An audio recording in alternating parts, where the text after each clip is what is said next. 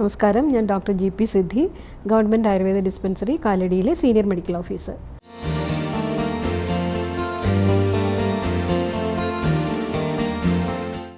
ഇന്ന് ഞാൻ സംസാരിക്കാൻ പോകുന്ന വിഷയം, അതായത് ഒരു കൃത്യതയില്ലാതെ, സമയബന്ധിതമല്ലാതെ വളരെ നേരത്തെ തന്നെ ആർത്തവ വിരാമം സംഭവിക്കുകയും അതിനോടനുബന്ധിച്ചുണ്ടാകുന്ന ആരോഗ്യ പ്രശ്നങ്ങളുമാണ്.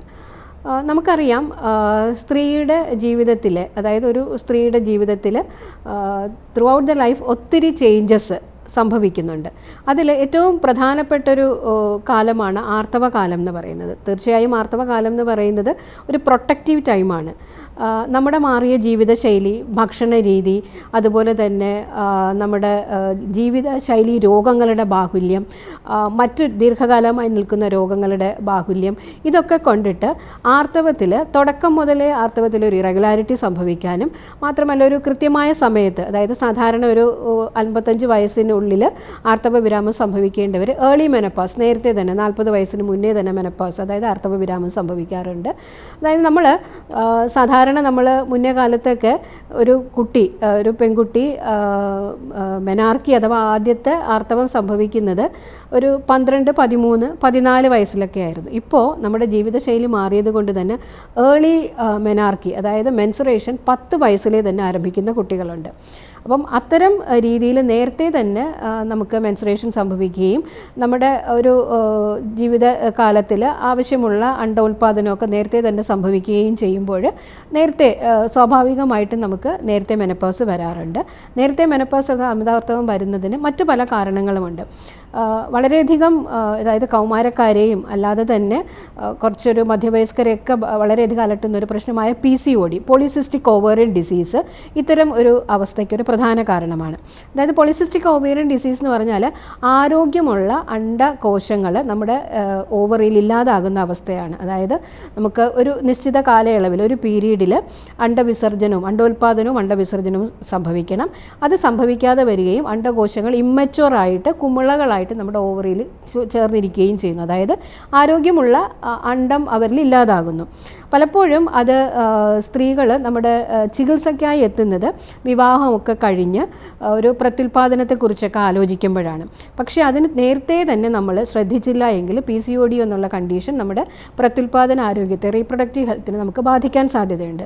കൗമാരക്കാരിൽ ഇപ്പോൾ കുറച്ചധികം വണ്ണം കൂടിയ കൗമാരക്കാരായ കുട്ടികളൊക്കെ നമ്മൾ കണ്ടാൽ പെൺകുട്ടികളുടെ അടുത്ത് നമ്മൾ സർവ്വസാധാരണമായി കഴിഞ്ഞു PCOD ചോദിക്കാറുണ്ട്, PCODയുടെ പ്രശ്നമുണ്ടോ എന്ന്.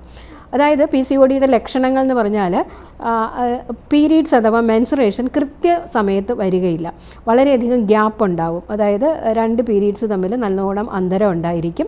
മാത്രമല്ല വന്നു കഴിഞ്ഞാൽ സ്കാൻറ്റി ബ്ലീഡിങ്, വളരെ കുറച്ച് ബ്ലീഡിങ് ഉണ്ടായാലും ചുരുക്കം ചിലരിൽ അധികം ബ്ലീഡിങ് ഉണ്ടായിരിക്കും. വളരെ വേദനയോട് കൂടിയ മെൻസുറേഷൻ ആയിരിക്കും. പീരീഡ്സ് എന്ന് പറയുന്നത് വളരെ വേദനാജനകമായിരിക്കും അത്തരം കുട്ടികൾക്ക്. മാത്രമല്ല അമിതമായിട്ട് വണ്ണം വെക്കാൻ സാധ്യതയുണ്ട്. എസ്പെഷ്യലി നമ്മുടെ അരയ്ക്ക് ചുറ്റുമുള്ള വണ്ണം കൂടുന്നു.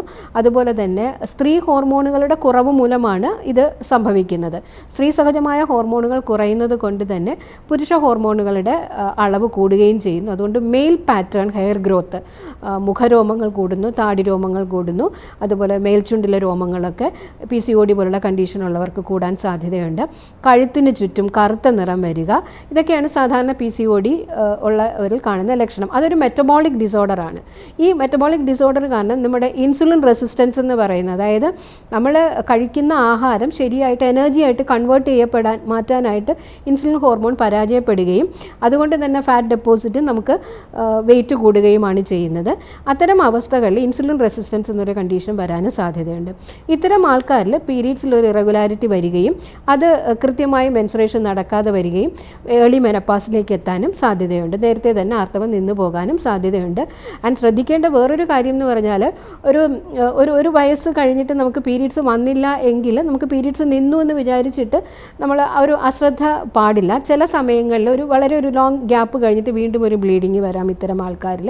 അപ്പം എന്താണ് അതിൻ്റെ അണ്ടർലൈനിങ് കാസ്? അതായത് ശരിക്കും മെൻസുറേഷൻ നടക്കാത്തത് കൊണ്ട് തന്നെ നമ്മുടെ ഗർഭാശയ സ്ഥലങ്ങളിലൊക്കെ ഉണ്ടാകുന്ന ലെയറുകൾ ഷെഡ് ചെയ്ത് പുറത്തേക്ക് പോകുന്നില്ല. അപ്പോൾ അതുകൊണ്ട് തന്നെ ഉള്ളിലെ പാളികൾക്ക് കനം കൂടുകയും അത് നമ്മുടെ ആരോഗ്യത്തെ, ഗർഭാശയത്തിൻ്റെ ആരോഗ്യത്തെ ആരോഗ്യത്തെ ബാധിക്കുകയും എൻഡോമെട്രിയോസിസ് പോലെയും അഡിനോമയോസിസ്, അതായത് ബ്ലീഡിങ് വരുമ്പോൾ അതിയായ വേദനയും കട്ടയായി ബ്ലഡ് പോവുകയും നമ്മുടെ യൂട്രസിനകത്ത് കാണേണ്ട കോശങ്ങൾ യൂട്രസിന് പുറത്ത് വരികയും ഒക്കെ ചെയ്യുന്ന രീതിയിലുള്ള ആരോഗ്യ പ്രശ്നങ്ങൾ വരുന്നു. അതായത് നീർവീക്കം, അങ്ങനെയുള്ള ഗ്രോത്തുകളൊക്കെ ആരോഗ്യ പ്രശ്നങ്ങൾ, അത്തരം രീതിയിലുള്ള ആരോഗ്യ പ്രശ്നങ്ങൾ ഉണ്ടാകുന്നു.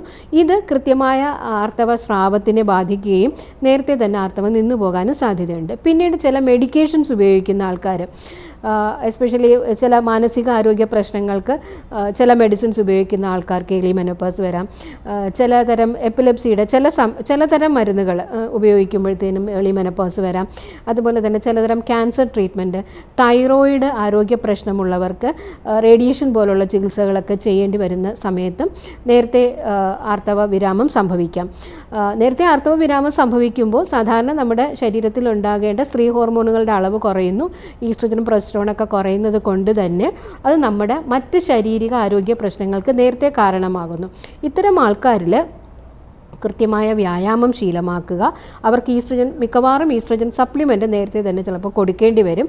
ആയുർവേദത്തിൽ നമ്മൾ ഈ ഒരു രോഗത്തിന് ഒരു തീവ്രമായ അപാന വൈഗുണ്യം എന്ന രീതിയിലാണ് കാണുന്നത്. അതുകൊണ്ട് തന്നെ അത് കറക്റ്റ് ചെയ്യുന്ന രീതിയിൽ നമ്മൾ ഏരണ്ടം, അതായത് ആവണക്ക്, അതുപോലെ കരുനെച്ചി, അതുപോലെ ആവിൽത്തൊലി, ഇതൊക്കെ അടങ്ങിയ ഔഷധങ്ങളാണ് ഉപയോഗിക്കുന്നത്.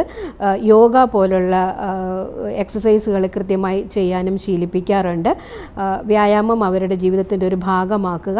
നാരടങ്ങിയ ഭക്ഷണശീലങ്ങൾ, ജങ്ക് ഫുഡ് പാടെ ഒഴിവാക്കേണ്ടതാണ്. ആഡഡ് ഷുഗർ, അതുപോലെ തന്നെ വിനിഗർ ധാരാളമുള്ള ഭക്ഷണം ഒഴിവാക്കണം. കൃത്യമായ ഉറക്കം ഒക്കെ ശീലിക്കുകയാണെങ്കിൽ ഇത് നേരത്തെയുള്ള ആർത്തവ വിരാമം കൊണ്ട്, അതായത് നമ്മുടെ അണ്ഡാശയത്തിൻ്റെ പ്രവർത്തനവും അണ്ഡകോശങ്ങളുടെ ഉൽപ്പാദനവും ഒക്കെ നിൽക്കുന്നത് കൊണ്ടുണ്ടാകുന്ന വ്യതിയാനങ്ങൾ ഉണ്ടാക്കുന്ന ആരോഗ്യ പ്രശ്നങ്ങൾ നമുക്ക് നിയന്ത്രിക്കാൻ സാധിക്കും.